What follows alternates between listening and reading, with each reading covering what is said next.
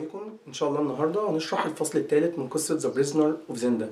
وقبل ما نبدا في شرح الفصل الثالث لازم في الاول نفتكر اهم احداث الفصل الثاني. في الفصل الثاني مايكل poisoned his brother. مايكل sent poisoned cakes to the king، وبالتالي الملك couldn't go to the coronation. وطبعا سبت بسم الله ما شاء الله عليه يعني عمل حل out of the box واقترح اقتراح جميل جدا to solve this problem، وهو ان رودولف ريسندل go to Strelso to be crowned instead of the king. يعني رودولف ريسندل would replace the king for only one day اللي هو the day of the coronation. وطبعا الدنيا كانت ماشية تمام جدا وريسندل كان مبسوط والناس كانت مبسوطة واحنا ماشيين في البروسيشن اللي هو الموكب من المحطة ناحية البلس، لحد ما فجأة ريسندل looked on a balcony and saw the smile of Antoinette de Mauban. أنتونيت دي موبان her face expression changed، تعبير وشها اتغير، وريسندل واقف دلوقتي worried قلقان. بس اللي بيحصل في الفصل الثالث إن أنتونيت دي موبان didn't recognize him. أنتونيت دي موبان didn't realize that he wasn't the king simply لأن أنتونيت دي موبان had never seen him before and had never seen the king before. بعد كده الموقف بيكمل وفجأة the marshal gave his soldiers an order. He ordered them to enter the old part of the town. طبعا the old part of the town بيعيش فيها the poor people اللي هم أصلا supporting مايكل وما بيحبوش the real king. فرسندل وقف ويفكر شوية وبعد كده he made a serious decision. تعالوا نشوف مع بعض. ودلوقتي هنشوف مع بعض ايه الديسيجن اللي ريسندل عمله، واي ديسيجن طبيعي بيبقى له رياكشن من الناس اللي حوالينا. What was Risendel's decision? Risendel made a serious decision. He decided to ride alone through the old town. وطبعا زي ما قلنا the old town فيها poor people supported Michael and didn't like the real king. طيب لما يجي لي في الامتحان يقول لي why do you think Risendel decided to ride alone through the old town؟ الكلام ده كان لثلاث أسباب. أولاً he wanted to show the people that their king trusted them. ثانياً he wanted all his people to like him. هو قال لو أنا هتصرف كملك لازم كل شعب يحبني not just few people. ثالثاً to succeed in the marshal's test، وده طبعاً من وجهة نظر ريسندل بس، لأن ريسندل لحظة من اللحظات حس إن المارشال was testing his bravery يعني شجاعة، فهو قال لو المارشال بيشوفني شجاع ولا لأ I wanna succeed، أنا عايز أنجح في الاختبار ده وأثبت إن أنا very brave وما بخافش من حد. So he told the marshal to take his soldiers and go، وإن ريسندل هيمشي لوحده in the old part of the town. لو شفنا الرياكشنز بتاع الناس هنبدأ بأهم واحد اللي هو كولونيل سبت. سبت طبعا he was very anxious، وanxious معناها worried كان قلقان جدا. Why؟ ليه سبت كان anxious أو worried؟ أولا لأن his situation would be very difficult. إزاي يعني؟ لأن the real king would never be crowned. مستحيل الناس تقتل الملك اللي هو طبعا كده the pretend king اللي هو ريسندل، وبعد كده تاني يوم يجي سبت يقول لهم هي الملك الحقيقي رجع تاني اهو. ده can't happen. ثالثا دوك مايكل would be the king. يبقى سبت كان anxious لأن everything would be destroyed، كل حاجة هتتدمر. his situation would be very difficult. the real king would never be crowned، عمره ما هيتوج تاني، ومايكل would take the crown، هياخد هو التاج ويبقى الملك. لو رجعنا تاني وشفنا مثلا وليكن الرياكشن بتاع المارشال. the marshal he was very surprised، وطبعا surprised لأن طبقا للخلفية اللي عنده إن الملك is not a fighting man وإن الملك مش بيعرف ياخد قرارات مهمة. بس طبعا ما كانش قدام المارشال اي حاجه غير ان هو he ordered his soldiers to go، خاصه بعد ما ريسندل زعله مرتين.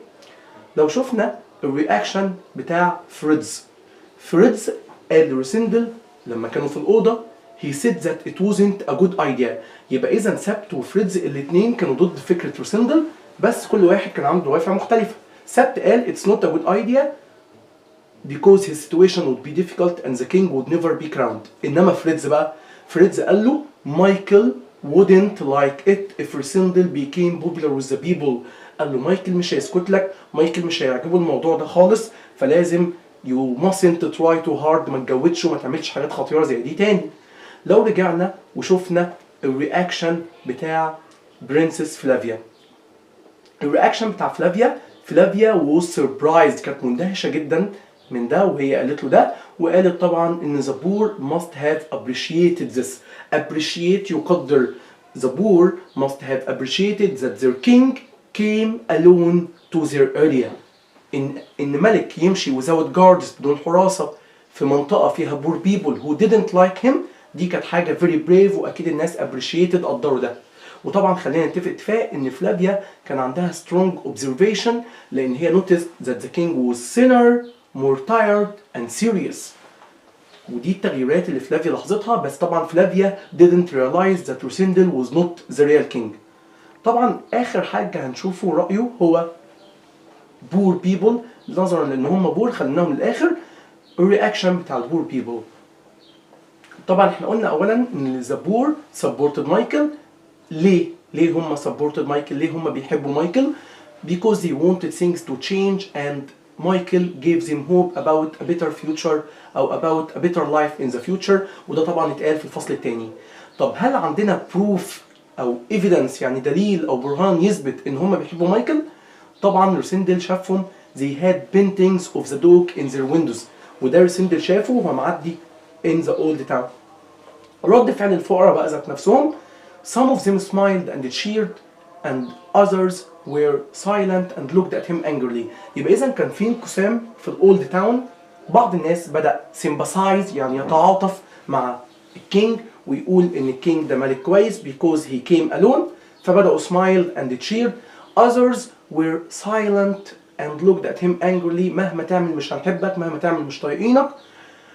وبالتالي نقدر نقول ان الحركة دي improved the king's picture in the mind of the poor people. بالعربي حسن صورة الملك في عقول الناس الفقيرة، لان بعض الناس بدأ smile and cheer يعني بدأ يتعاطف معاه. وده تقريبا محور نص الفصل الاولاني. ودلوقتي تعالوا نشوف مع بعض the coronation، الحفلة ذات نفسها. الحفلة اللي هي كانت very important in the history of روتانيا. رسندل مش فاكر منها غير 3 حاجات بس، اللي هما the promises الوعود that he was asked to read out اللي طلب منه يقراها بصوت عالي، and the golden crown the golden crown was put in his head، التاج الذهبي اللي حطوه على دماغه، and of course the beautiful music that was played after someone announced that Rodolf Elphberg was now the king of Ruritania. يبقى رسندل as a pretend king فاكر 3 أحداث بس من الحفلة: promises الوعود اللي الطالب يقراها، the golden crown التاج اللي هو لبسه على دماغه، and the beautiful music الموسيقى الجميلة اللي شغلوها بعد ما تعين ملك. وفاكر 3 شخصيات. أول شخصية طبعا هو دوك مايكل، الشخصية الثانية هي فلافيا، الشخصية الثالثة هو لورد توفام. هنبدأ بالأهم اللي هو مايكل. طبعا مايكل كان عنده red cheeks خدود لونها أحمر، dark hair and dark eyes. وطبعا الرياكشن بتاع مايكل أول ما شاف رسندل his face became white when he saw Rosendal. his face became white يعني his face became pale P-A-L-E. he was surprised that he saw the king in the coronation. طبعا طبقا للبلان اللي هو عاملها هو لم يتوقع تماما he didn't expect that the king would arrive. وطبعا بعد الحفلة مايكل congratulated him coldly، بارك لرسندل coldly ببرود because he knows that Rosendal was not the real king. مايكل كان متأكد في اللحظة دي ان اللي قدامه ده مش اخوه، اللي قدامه ده مش الملك. طبعا واحد هيسألني ازاي ده واحنا عايزين حاجة تثبت من النص. رسندل في النص قال but no one except Michael realized I was the king even the princess، يعني محدش تاني اثناء الحفلة ادرك ان انا مش الملك غير مايكل، يبقى الوحيد اللي ادرك هو مايكل. تاني حاجة بعد ما دخل الأوضة بعد الحفلة على طول سبت قال له مايكل got news from Zenda and he's planning something for you. يبقى في دليلين يثبتوا ان مايكل او سوري 3 أدلة يثبتوا ان مايكل اكتشف ان رسندل was not the real king. اولا he got news from Zenda، ثانيا he congratulated him coldly، ثالثا مقولة رسندل ذات نفسها no one except Michael realized I wasn't the real king. الشخصية التانية هي فلافيا، وطبعا she was a royal cousin، يعني بنت عم من العيلة المالكة. طبعا كانت بنت عم اتنين، رودولف الفبرج اللي هو الملك، وبنت عم مايكل الفبرج اللي هو أخوه. كمان she was beautiful woman with red hair. وبكده يبقى عدد الشخصيات اللي عندهم red hair في القصة زاد. عندنا البطل رودولف ريسندل عنده red hair، ورودولف الفبرج اللي هو the real king عنده red hair، وفلافيا عندها red hair، وكمان كونتس أميليا and her descendants. الشخصية الثالثة هو لورد توفام، ولورد توفام كان Englishman who ريسندل know. لورد توفام كان من مصادر القلق اللي قلقت ريسندل during the coronation أثناء الحفلة، وطبعا ريسندل was very worried in Lord توفام recognize him and say that he is not the real king. بس لحسن حظه لورد توفام his eyes were poor، نظره كان ضعيف وما تعرفش عليه. ويبقى حتى الآن ريسندل كان worried قبل الحفلة because أنتونيك دي موبان. ريسندل كان worried during أثناء الكورونيشن أثناء الحفلة because Lord توفام. وبتخلص الحفلة على كده، ولحد الآن نقدر نقول إن the plan was a success، لأن no one realized that ريسندل was not the real king. بعد الحفلة الجزء الأهم هو كان إنقاذ الملك ذات نفسه، وهنا نتقسم لأدوار. أولا دور فريدز، he would stay in the palace. Why? To guard the king's bedroom. والأهم إن هو guard يعني يحرس الأوضة، إن هو stop أو prevent anyone from entering especially طبعا مايكل. وسبت ورسندل طبعا would go to the hunting lodge to get the king back. بس قبل ما يتحركوا من ستريلسو ذا كابيتال العاصمة لازم يبقى معاهم بيرميت تصريح، والتصريح ده لازم يكون from the king. سبت جاب فورم ورقة، وجاب ورقة تانية عليها سيجنيتشر يعني توقيع بتاع الملك، وطلب من رسندل ان هو يمضي. امضي اشول امضي اشول. طبعا رسندل للأسف رفض الطلب ده وقال له look I can pretend to be the king because I look like him. أنا شبهه but this doesn't mean that I can write like him too. وساعتها بمنتهى البساطة سبت مسك القلم and copied the king's signature. والسؤال ده في الامتحان ممكن يجي بثلاث أشكال. Who should have signed؟ مين اللي كان المفروض يوقع على البرميت؟ الإجابة طبعا the real king. Who signed the permit؟ مين اللي وقع؟ الإجابة سبت. Who was asked to sign the permit؟ الإجابة رسندل. رسندل طلب منه بس هو رفض، واللي عمل ده سبت. المهم هنطلع خلاص، وما ينفعش طبعا نطلع from the front door. مش هينفع نقول للخدامين كلهم احنا رايحين ننقذ الملك وده مش الملك. فاحنا هنطلع من خلال سيكريت بانل بيودي لسيكريت باسج، ممر سري من اوضه النوم بتاعه الملك. طلع سبت ورسندل، وطبعا رسندل كان wearing a large coat and a hat، والاتنين دولت عشان to be disguised يعني to hide his identity from the people، عشان يخفي هويته الحقيقية من الناس ما تشوفش his red hair وما تشوفش لبسه ان ده لبس شبه لبس الملك. بعد كده رسندل وسبت ما بيمشوش in the main streets، رسندل وسبت بيمشوا من back streets عشان طبعا a lot of people are crowded متجمعين celebrating بيحتفلوا in the main streets. بيجوا عند البوابة سبت ورسندل عايزين يخرجوا، بيلاقوا الباب مقفول، يخبطوا على الباب، فجأة بتظهر a girl of about 14، وطبعا دي the daughter of the guard بنت الحارس. البنت الأول بترفض إنها تفتح لهم لحد ما سبت بيديها حاجتين a permit for her father and a coin. كوين عملة للبنت، ودي تعتبر نوع من أنواع البرايب الرشوة. سبت ورسندل بيخرجوا يقفلوا الباب وراهم، بعد شوية وهم ماشيين بيبدأ يسمعوا وراهم أصوات. سبت بينزل ويحط ودنه على الأرض and he managed to hear the sound of 2 horses. يبقى كان في وراهم ماشي 2 horses، وسبت بيقدر يسمع 2 horses دول بسبب إن the wind was blowing towards them. الرياح كانت في اتجاههم، وبالتالي بتمكنه يسمع أي صوت جاي من وراه. بعد شوية بيقفوا in the fork in the road.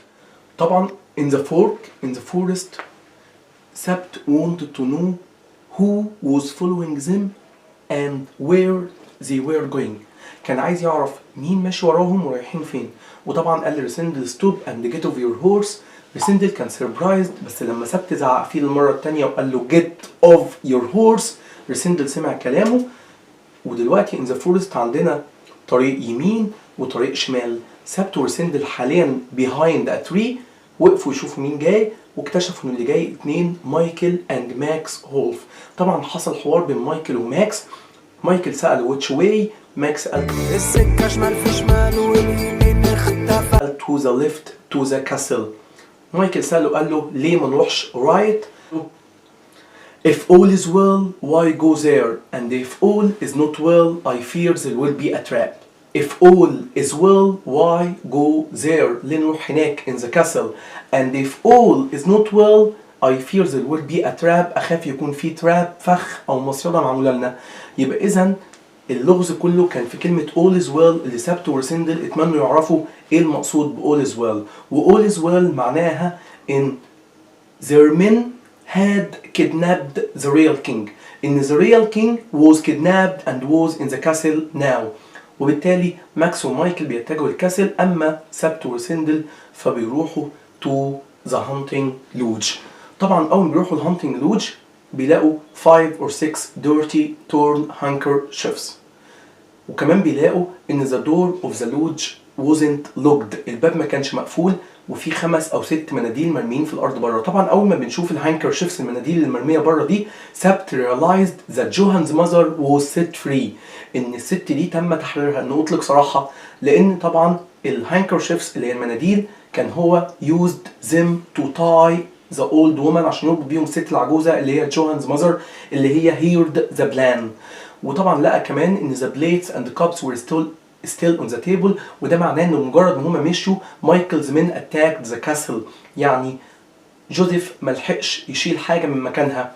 كمان لقوا إن the king was kidnapped، they didn't find the king in the cellar، واللي لقوه جوزيف was killed، لقوا إن جوزيف اتقتل. فنتيجة اليوم ده كان killing جوزيف and kidnapping the king. طبعا كانوا الاثنين زعلانين جدا، بس سبت فجأة قال we will go back and the king will be in the capital tomorrow. طبعا ساعتها ريسندل كان surprised، بالرغم من الحل كان بسيط جدا، in ريسندل would continue pretending to be the king. ريسندل would continue the game، هيكمل في اللعبة وهيفضل ملك لحد ما احنا ان شاء الله rescue the king. وبكده يخلص chapter 3. وبكده نقدر نقول ان الفصل يتلخص في حاجات مهمة، اهمها قرار ريسندل الغريب ان هو decided to ride alone in the old town، وردود الفعل المختلفة حوالين القرار ده. 2 الكورونيشن واللي حصل فيه، واللي ريسندل فاكر منهم 3 حاجات و3 شخصيات. 3 انقاذ الملك اللي ما تمش اصلا لان already the king was kidnapped، وكمان جوزيف was killed، ودي الخسارة اللي خسرناها. من ضمن الحاجات الغريبة اللي اتقالت في الفصل ده واحنا منهاش ان فريدز wished to be the king، وان بعد كورونيشن ريسندل هو وفلافيا خرجوا وجالوا حوالين المدينة مع بعض. وساعتها ريسندل اتسأل سؤال غريب لما واحد من الناس قال له ترى انت يا لمبي بصوتك ده مش هيتم ان شاء الله. وساعتها ريسندل wished that Sept had told him about the wedding time. دلوقتي تقدر تحل أي أسئلة تقابلك على الفصل، ولو وقف معاك حاجة احنا موجودين تحت أمرك.